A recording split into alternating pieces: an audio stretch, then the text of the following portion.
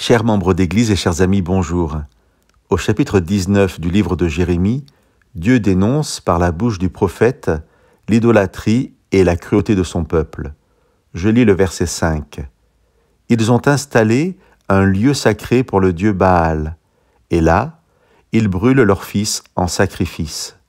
Chose que je n'avais pas ordonnée, dont je n'avais pas parlé, et qui ne m'était pas venue au cœur. » On peut traduire simplement l'expression « venir au cœur » par « y avoir pensé ». Personnellement, j'ai du mal à accepter l'idée qu'il peut y avoir des choses que l'homme fait et auxquelles Dieu n'avait jamais pensé. Mais l'interpellation de Dieu n'est pas là pour interroger ma compréhension sur son omniscience, mais bien pour m'interpeller sur ma responsabilité dans le mal que je peux faire. Des siècles après Jérémie, Jacques, le frère de Jésus, écrira au chapitre 1 de sa lettre que personne, lorsqu'il est tenté, ne dise « c'est Dieu qui me tente ». Dieu ne tente personne, mais chacun est tenté par son propre désir. Et quelqu'un a dit « la cruauté de l'homme n'a de limite que son imagination ». Et Dieu s'étonne de cette cruauté.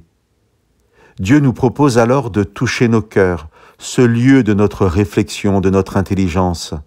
Dieu nous propose de transformer nos cœurs, de les ouvrir à de nouveaux horizons, promesses de pensées nouvelles. Une auteure française de romans, Catherine Pancol, a écrit « Le problème des hommes, c'est qu'ils prennent les limites de leur savoir pour les limites du monde. » Chers amis, acceptons que Dieu vienne jusqu'à nous, jusqu'à nos cœurs, et qu'il nous ouvre à de nouvelles perspectives. Acceptons que Dieu nous ouvre à ces vérités dont parle Paul au chapitre 2 de sa lettre aux Corinthiens. Ce que l'œil n'a pas vu, ce que l'oreille n'a pas entendu, et ce qui n'est pas venu au cœur de l'homme, ce que Dieu a préparé pour ceux qui l'aiment. Chers amis, laissons-nous toucher par Dieu et qu'il nous bénisse par les nouvelles pensées qui seront les nôtres.